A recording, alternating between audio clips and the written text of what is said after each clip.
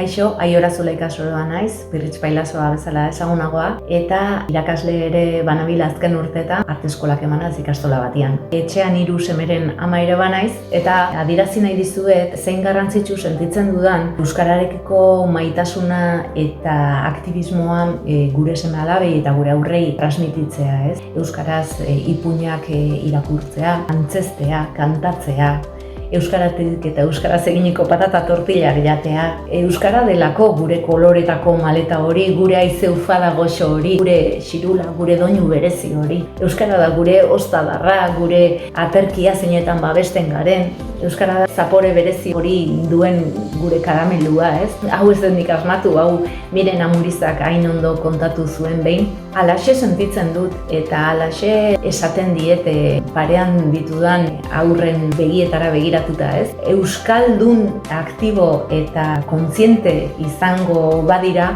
aurrena guk eredu izan behar dugulako, ez? Beraientzat testu inguru egokiak sortzea ere guri badagokigulako. Beste hizkuntza hegemonikoz eta hizkuntza anitz guzti horien artean, gure lekutxoa eta gure kolorea emango diogulako guretik munduari.